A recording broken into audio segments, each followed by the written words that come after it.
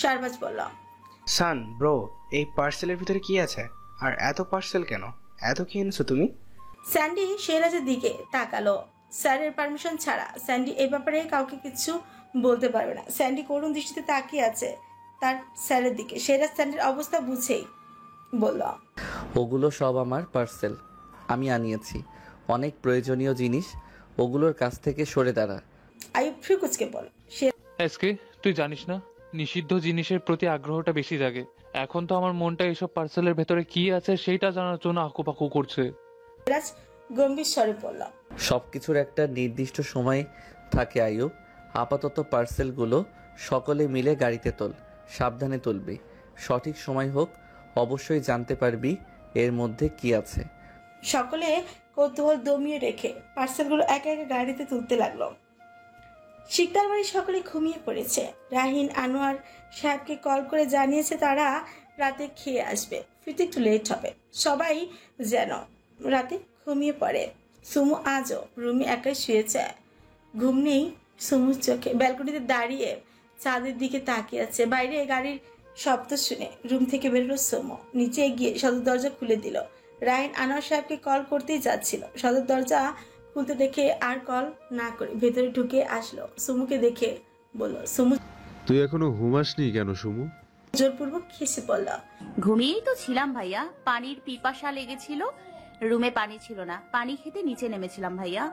কেউ আর ধরতে না পারলেও সিরাজ খুব ভালো করেই জানে সুমু ঘুমায়নি, তার জন্য অপেক্ষা করছিল।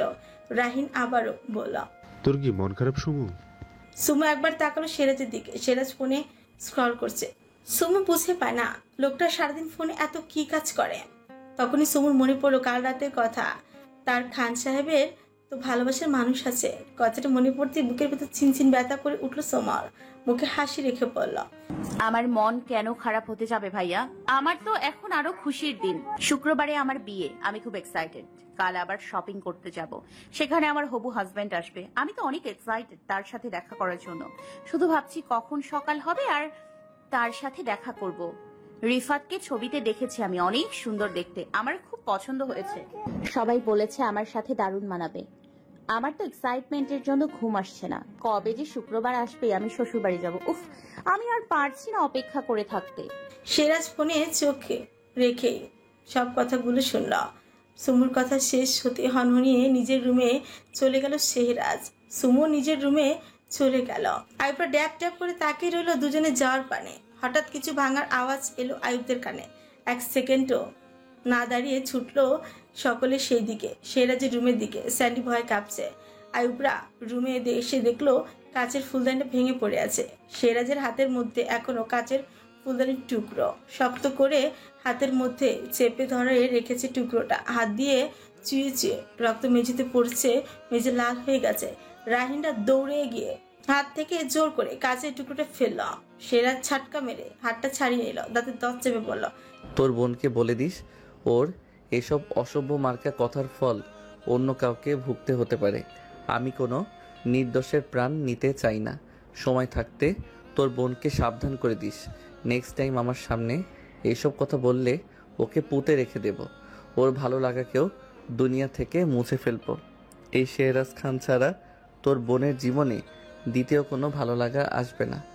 এসকে কথাগুলো সুমু তোকে রাগানোর জন্য বলেছে। তুই কেন এত হাইপার হচ্ছিস?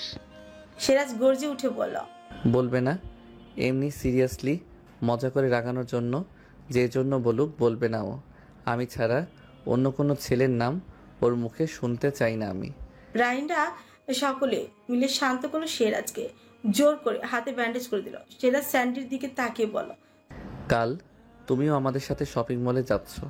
ফোনে কিছুই করতে হবে না, যা করার কাল সামনাসামনি করব। স্যান্ডি সম্মতি জানিয়ে বলল, স্যার, ওই পিচ্চি মেয়েটাই কি আমার ম্যাডাম? হুম। স্যার, ম্যাডাম কিন্তু দেখতে অনেক সুন্দর, একদম ছোট্ট একটা ডলের মতো। সিরাজ অগ্নিদৃষ্টিতে তাকিয়ে রইল স্যান্ডির দিকে। স্যান্ডি ভয়ে আমতা আমতা করে বলল, সরি স্যার, ম্যাডাম তো আমার ছোট বোনের মতো। আমি একদম তাকাইনি ম্যাডামের দিকে স্যার। ওকে রুমে নিয়ে যা আর আমাকে রেস্ট নিতে দে। সিরাজ রাহিনকে বলল। সকলে বেরিয়ে গেল রুম থেকে। সিরাজ ফ্রেশ হয়ে এসে শুয়ে পড়ল। ফোনের গ্যালারিতে ঢুকে সুমুর আর ওর ছবিটা বের করলো। মাইশার বিয়ের দিন শারবাজকে দিয়ে তুলেছিল ছবিটা। কিছুক্ষণ ছবিটার দিকে তাকিয়ে বলল, মেড ফর ইচ আদার। তোমাকে শুধু আমার সাথেই মানাবে সুইটার। এবার সুমুর কক্সবাজারে তার দেওয়া কালো শাড়িটা পরা সমুদ্র সৈকতের একটা ছবি বের করলো। ছবিটা জুম করে ঠোঁটে ছি বলল, কাল রাতে তোমাকে দেওয়া আঘাতটা আজ তুমি আমাকে ফিরিয়ে দিলে সুইটার। I like it. কিন্তু বেশি বাড়াবাড়ি করলে নিজের বিপদ নিজেই ডেকে আনবে তুমি। কথাগুলো বলে ফোনটা সাইডে রেখে চোখ বন্ধ করলো সিরাজ। স্ক্রিনের ওপর এখনো ভেসে আছে তার প্রিয়সীর মুখ। এমনটা সে রোজ রাতেই করে। হয়তো ফোনের মাধ্যমে নিজের প্রেয়সীকে পাশে নিয়ে ঘুমায় সে। রোজ সকালে ঘুম থেকে উঠে প্রেয়সীর মুখটা দিয়ে দিনটা শুরু এবং রাতে প্রেয়সীর মুখটা দেখে দিন শেষ করে সে। ভোরের আলো ফুটেছে অনেকক্ষণ আগে। ঘড়ির কাঁটা সকাল 9টার কাঁটা ছুঁইছে। শিকদার বাড়ির সকলের সকালের নাস্তা করা শেষ। আনোয়ার সাহেব সকালের নাস্তা করে স্কুলে চলে গেছেন। সুমুর বিয়ের জন্য তাকে আবার 2 দিনের জন্য ছুটি নিতে হবে। সুমুরা সকলে রেডি হয়ে গেছে। সুমুদের শপিং মলে নিয়ে যাবে নয়ন। রাহিন তার বন্ধুদের সাথে পরে যাবে। সকলে বেরিয়ে পড়েছে শপিং মলের উদ্দেশ্যে। সুমুর মনটা আঁকাপাকা করছে তার খান সাহেবকে দেখার জন্য। কাল রাতে মাথা গরম করে কী সব উল্টোপাল্টা বলেছে সুমু। তখন খেয়াল ছিল না তার সামনে তার বড় ভাই ছিল। প্রচুর এখন গিল্টি ফিল হচ্ছে সুমর। গাড়িতে বসে আনমনে এইসব কথা ভাবছে সুমু। নয়ন গাড়ি স্টার্ট দিল। নয়নের পাশের সিটে মাইশা বসা। সুমুর পাশে নাজমিন আর সামিয়া বসেছে। সুমুদের পেছনের সিটে ইফতিয়া, লামিয়া আর রাইসা বসেছে। তিশা আর রাইফ আজ বাড়িতেই আছে। সুমুর বিয়ের খবর শোনার পর থেকে রাইসাদের ব্যবহার যেন অনেকটা পাল্টে গেছে। সুমুর সাথে ভালো ব্যবহার করছে অলওয়েজ। হেসে হেসে কথা বলছে। সুমুর কাছে ব্যাপারগুলো স্বাভাবিকই লাগলো, কারণ ওরা 3জনই সুমুকে একটু পছন্দ করে না। ওরা 3জনই খুব ভালো করে বুঝতে পারছে সুমুর মনের অবস্থা। আর তাই সুমুকে আর জ্বালানোর জন্য ওরা এত ভালো মানুষই দেখাচ্ছে। মাঝে মাঝে খুব হাসি পায় সুমুর। যার জন্য ওরা সুমুর সাথে এমন ব্যবহার করছে সেই মানুষটাকে ওরা কোনোদিনও পাবে না, কারণ সে মানুষটার জন্য অন্য কেউ একটা আছে।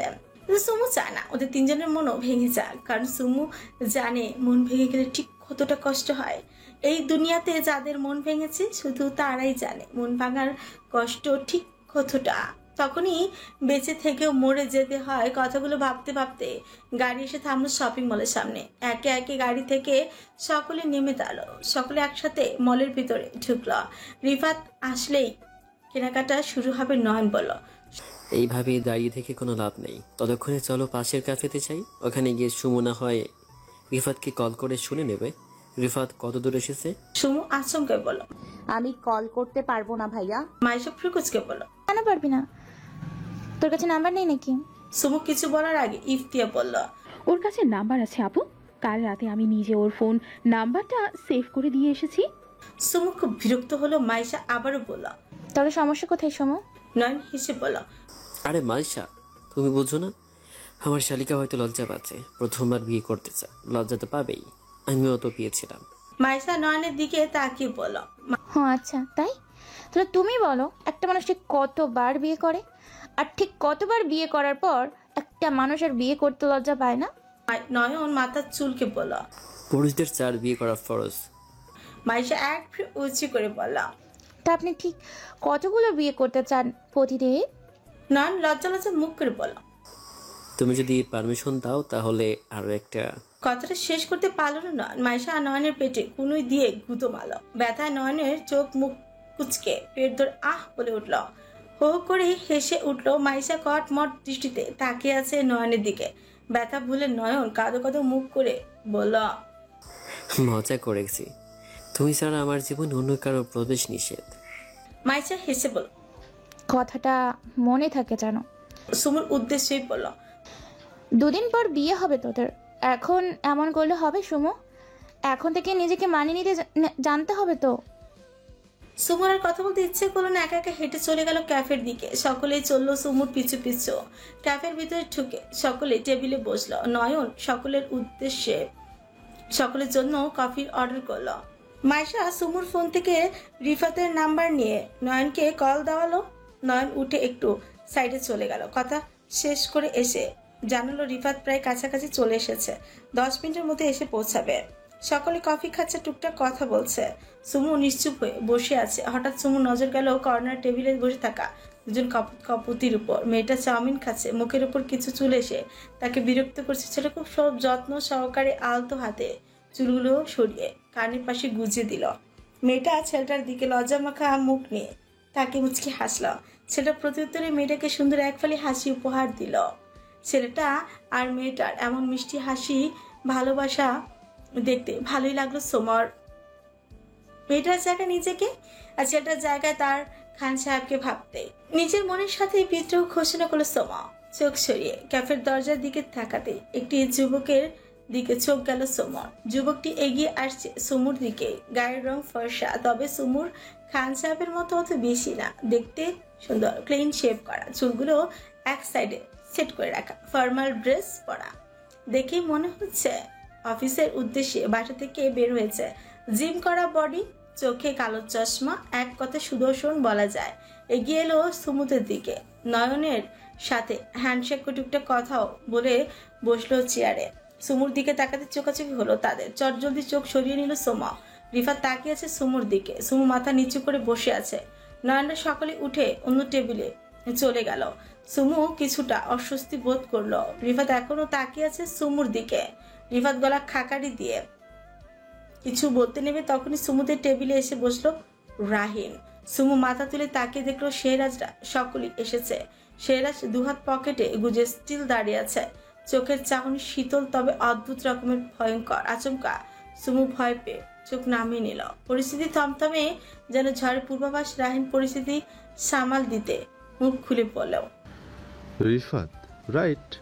রিফাত ভদ্রতা সূচক হেসে বলল, হ্যাঁ, আর আপনি রাইন আনোয়ার আঙ্কেলের বড় ছেলে? হ্যাঁ, তোমাকে অনেক ছোটবেলায় দেখেছি, অনেক বড় হয়ে গেছো।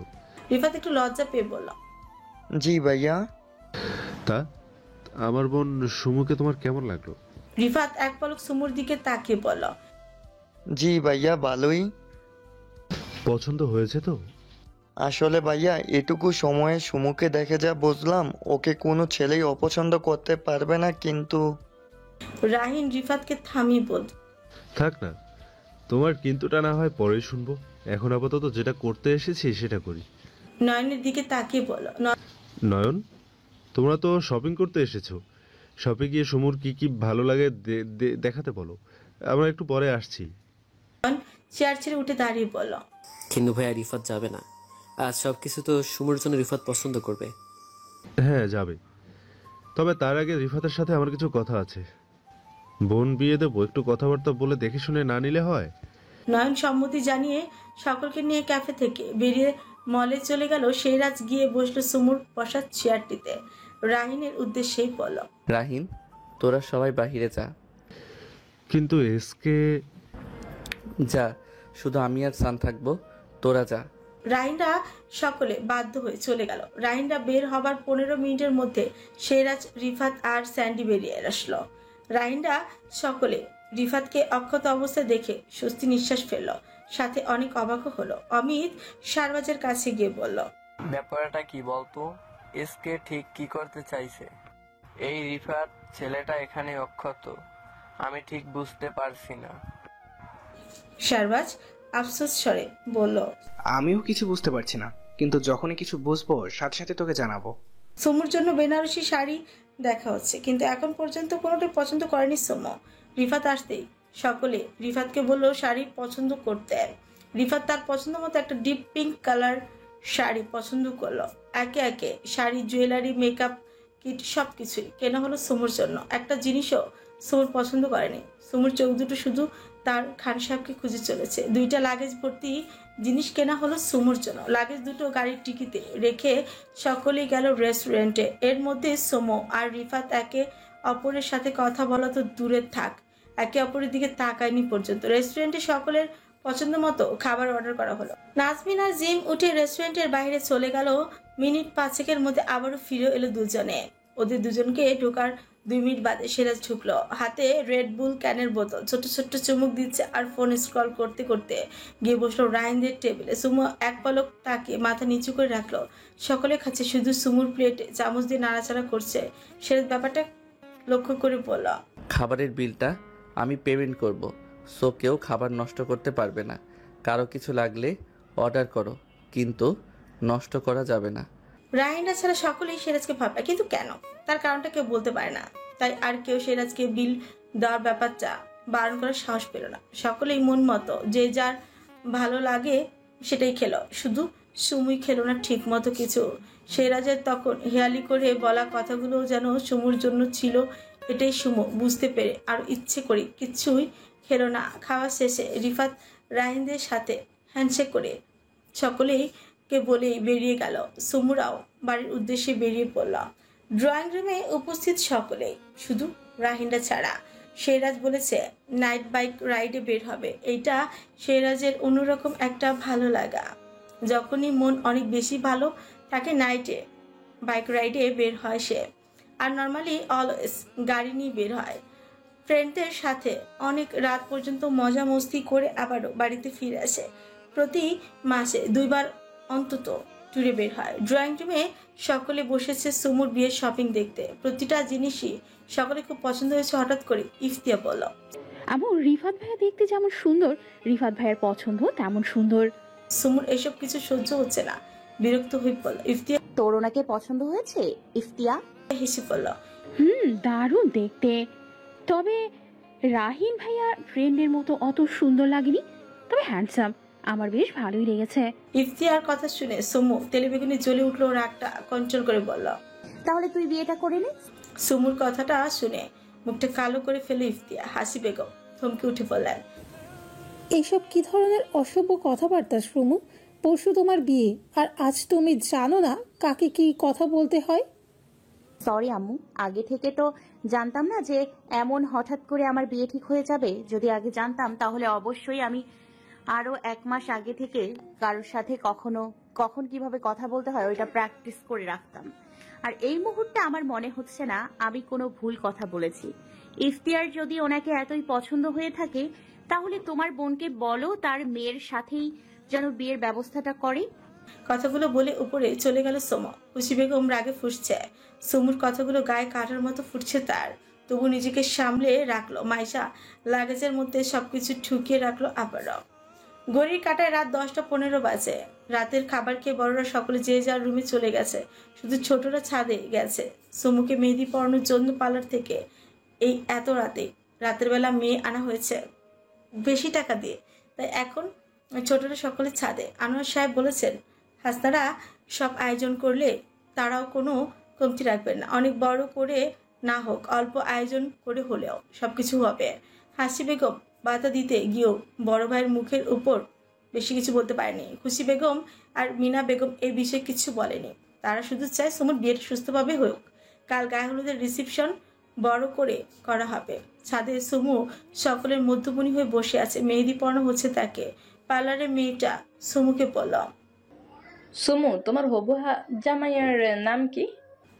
সুমু বলার আগে ইফতিয়া বলল, রিফাত। আপু 2 হাতে খুব সুন্দর করে বড় বড় করে রিফাত লিখে দিন। সুমু বিগড়ানো মেজাজ আরো বিগড়ে গেল। সে এই মেয়েটাকে যে কবে থেকে বিনা বেতনে নিজের দালাল হিসেবে রেখেছে সুমু সেটা নিজেও জানে না। মেহেদি পরানোর লোক আসবে এইটা আগে জানলে নিজের হাত দুটোকে ব্লেড দিয়ে জায়গায় জায়গায় কেটে রেখে দিতাম, তবু অন্য কারোর নামে মেহেদি পড়তাম না। মনে মনে কথাগুলো আউড়িয়ে মুখে বলল, এইসব নামটাম লেখার কোনো প্রয়োজন নেই আপু। কেন কেন কেন প্রয়োজন নেই? আপনি লিখেন তো খুব সুন্দর করে রিফাত নামটা। সুমু কিছু বলতে যাবে তখনই চোখে পড়লো ছাদের দরজার দিকে। রাহিনরা সকলে আসছে। সুমু সিরাজকে দেখে একটু উচ্চ স্বরেই বলল, সুন্দর করে আপু একটা হার্ট আঁকুন সুন্দর করে, তার ভিতর রিফাত নামটা লিখে দিন। After all he is my would be husband. সিরাজের পাজরা থমকে গেল কিছুক্ষণের জন্য। শান্ত মস্তিষ্কে দাউ দাউ করে আগুন জ্বলে উঠলো। নিজেকে কোনো মতে সামলে ছাদের অন্য সাইডে চলে গেল। পার্লারের মেয়েটি খুব যত্নে রিফাত নামটা লিখে দিল সুমুর হাতে।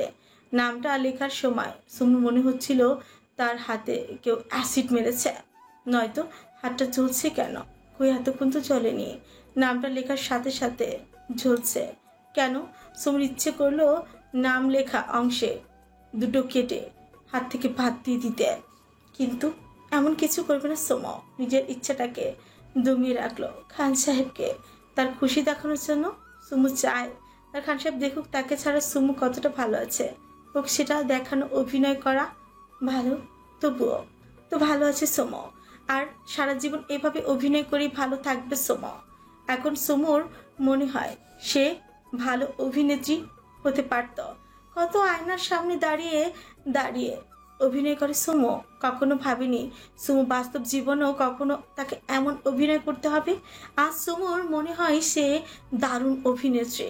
দূর থেকে অগ্নিদৃষ্টি নিয়ে সুমুর দিকে তাকিয়ে আছে শেহরাজ। নিজেকে কন্ট্রোল করার কোনো উপায় খুঁজেই পেল না শেহরাজ। তার ইচ্ছে করছে সুমুর হাত দুটো কেটে কুচি কুচি করে দিতে। ঠোঁটের কোণে বাঁকা হাসি রেখে শেহরাজ ফিরফিরিয়ে পড়ল। আমার ধৈর্যের সীমা খুব কম সুইটহার্ট। নিজেকে যত কন্ট্রোল করে ধরে রেখেছি তুমি ঠিক ততবার আমার কন্ট্রোলে আঘাত করছো সুইটহার্ট। এর পরিণাম কি ভালো হবে? একটু ভালো হবে না। তবে চিন্তা করো না তুমি, আমি তোমাকে কোনোদিনও আঘাত করব না। শুধু খুব যত্ন সহকারে তোমার হাত থেকে অন্যের নামটা মুছে ফেলবো। পালার মেয়েটা মেহেদি পরে চলেই গেছে। রাহিন ড্রাইভারকে বলে বাড়ির গাড়ি দিয়ে পাঠিয়েছে মেয়েটাকে বাসা পর্যন্ত ছেড়ে দিয়ে আসতে।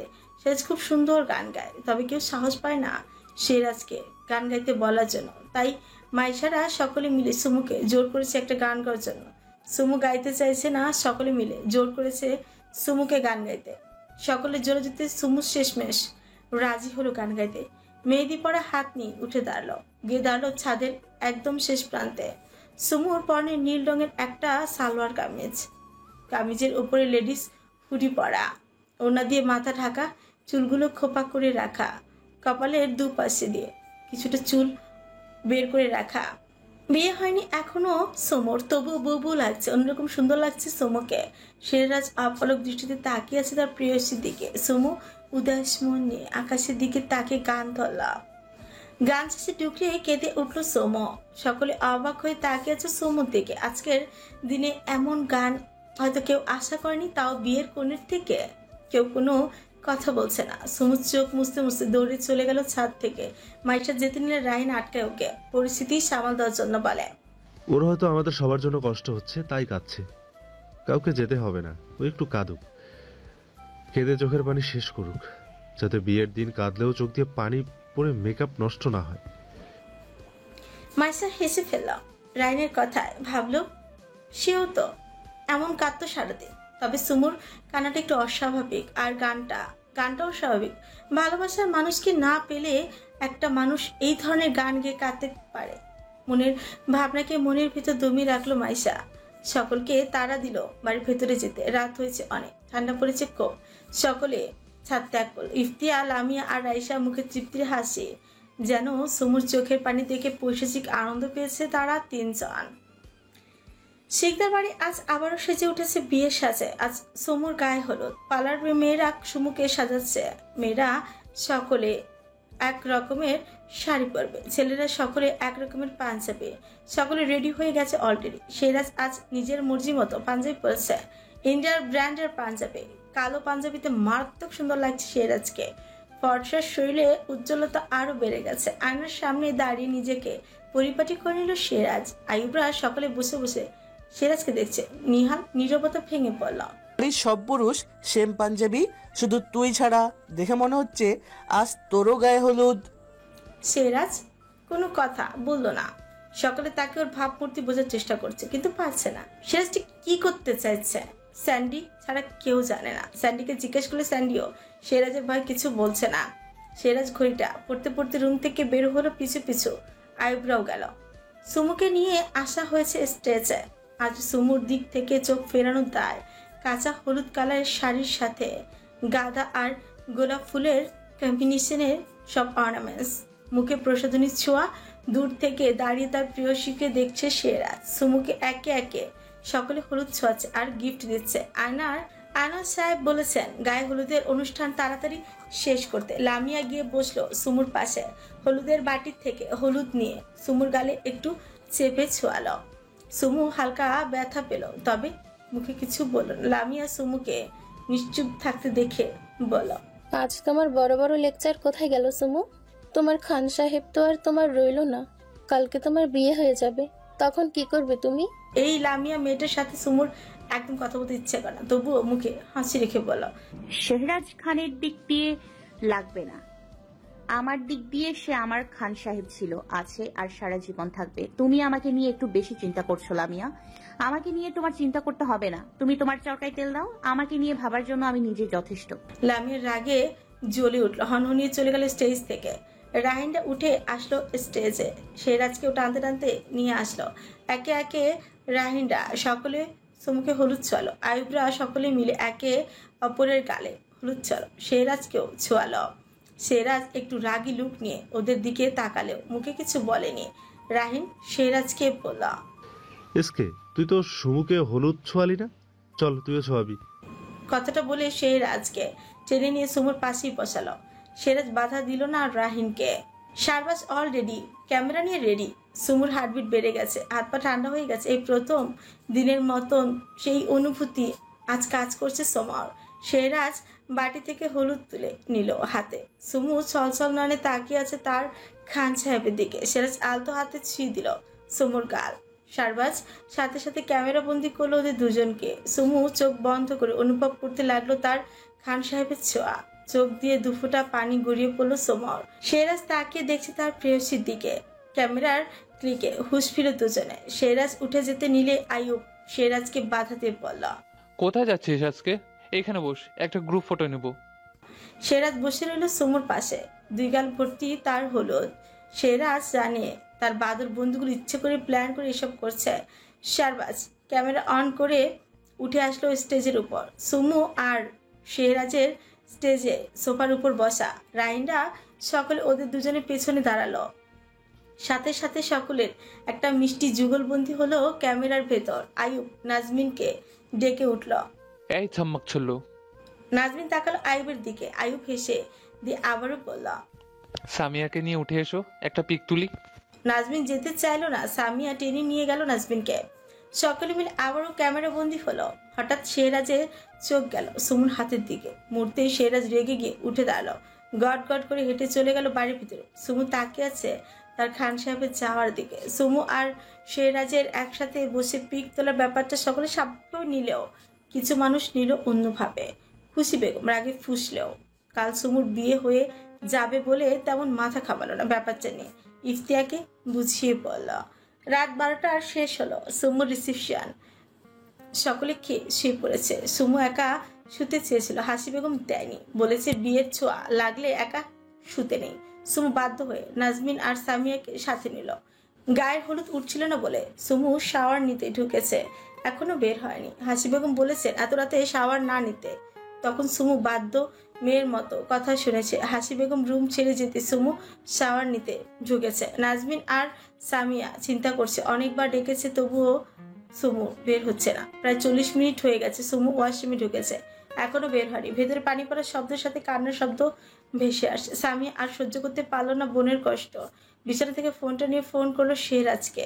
সামিয়া কাঁদতে কাঁদতে শব্দ বলল। শেহরাজের কোনো কথা শোনা গেল না, শুধু কড়কড়ার শব্দ ভেসে আসলো কানে।